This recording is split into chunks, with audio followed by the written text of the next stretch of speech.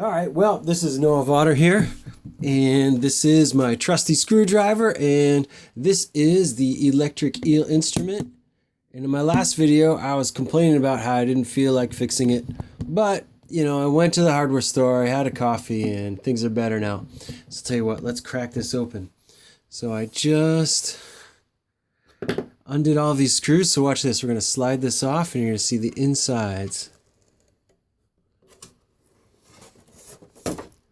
Pretty special, right? So right there you can see the speaker. Here is the back and side of the electronics. If we go up a little bit, here are the generators, and then this is the back of the knobs. This is the part that we're going to fix. All right, hang on, let me zoom in on that section. And ta-da, just like that, you've been teleported. So first, this is the panel. It's just got 4 little screws. So I sprang extra, and I got these brass screws, for like a classic look of the instrument.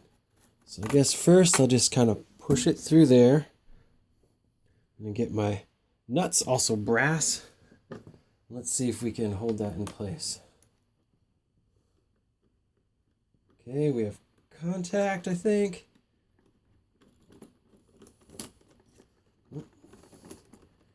These screws are probably just a little bit longer than I needed, but whatever. All right, so that's the first one. Here's the second one. So once again, this is the panel that holds the knobs. Tell you what I'm going to do so I can get in there. I'm going to remove this. See, this here, that stick is what gives like the height adjustment. So it's mounted on this kind of camera grip, and that's the keyboard. So tell you what, let's remove that. To do that, all you have to do is loosen this up. And once it's loose enough, whoop, yeah, I knew that would happen. That falls out. And now I can reach right in there and even get a better camera angle. Let's do that. Okay, yeah. So, ignore my messy couch. Let's get this next one on there. Again, these knobs, this is a panel that can hold 5 rows of 5 knobs, and it's based on my knob multiplexer, which probably a lot of people, if you're really old school, as in last summer, have seen me demonstrate in a couple of different YouTube videos.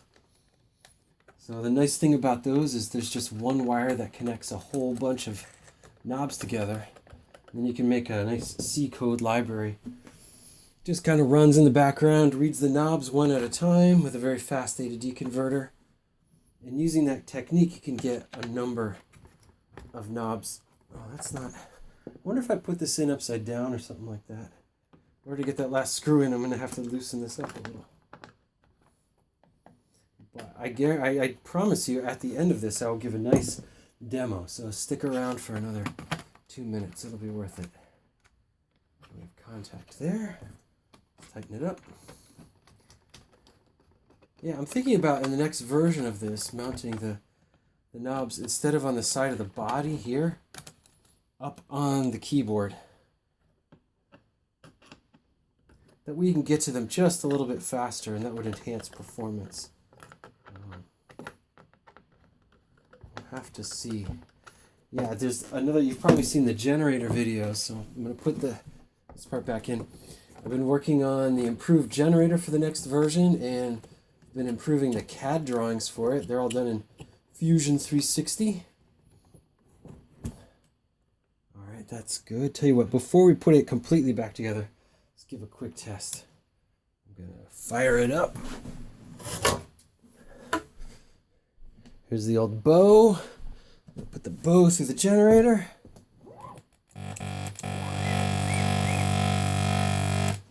Okay, of course the instrument still works. Let's try out all the knobs, make sure they work. All right. Yep, so that's the volume one. When you turn it down, you get really long sounds without bowing it, but they're kind of quiet. When you turn it up, you get quiet, loud sounds, but they don't last as long because the charge just gets used up instantaneously. So that's that knob. I like to put it down low while I'm testing the knobs. Okay. So here, that one's good.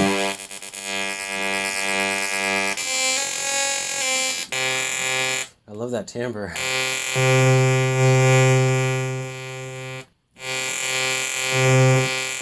So if you didn't know, I should do another video, but the algorithm for this, it's very simple because I'm just getting going, but it makes a special waveform that's comprised of 3 different exponentials. And basically these knobs here, these 3 control the exponential rate of those signals. And that gives you tremendous control of the timbre content, and it kind of gives you a bass, and a treble knob. So there's a really tinny one. That gives you some bass. We turn it up here. Extra tinny. That's kind of a mid-range. And that's kind of the treble one.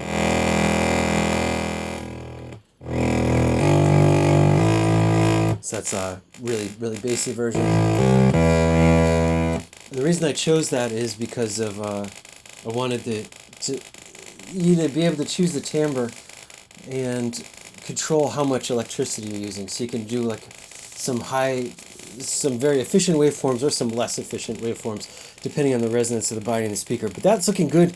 It's already a joy to play and to touch these knobs without them falling off like they have been for the last couple of weeks that I've been using it. So that's the bass one. This is an LFO here, so let's listen to that.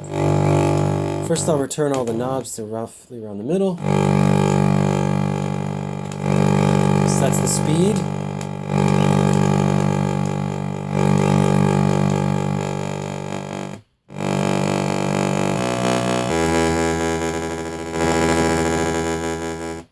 That's the depth.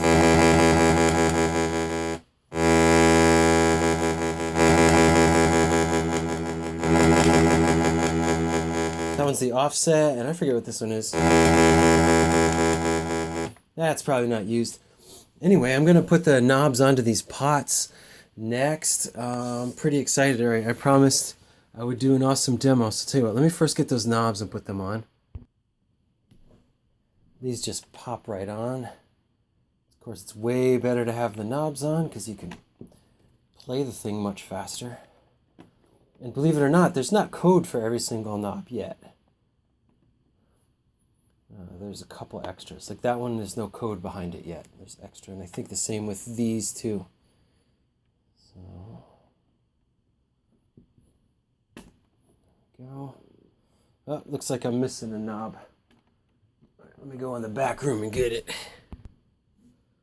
Okay, I got that last knob. I was just in the back room. That place is awesome. Someday I'll have to do a video from there. It's a very spiritual, awesome place full of electronics and instruments and whatnot. Okay, one more thing. Let's put the cover on.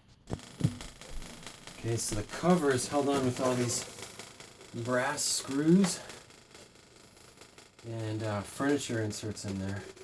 Or threaded inserts. Some people call them furniture thingies.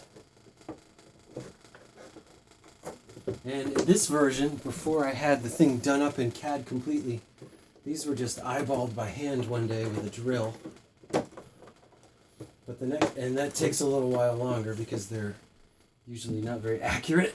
But this time, the basic holes, all the positions are laid out in CAD, so that'll save me a lot of time building the next one. And these things take forever to make. Hang on, I'll come back to you when this is all done.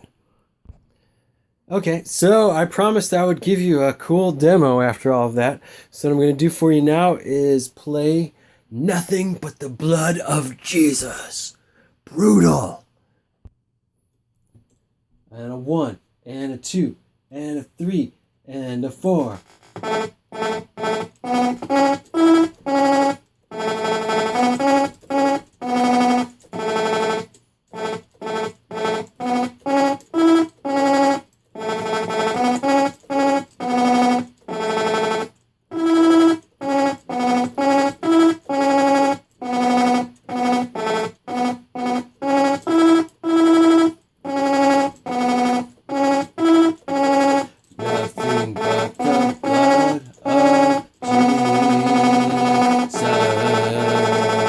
All right. Thanks for watching, everybody.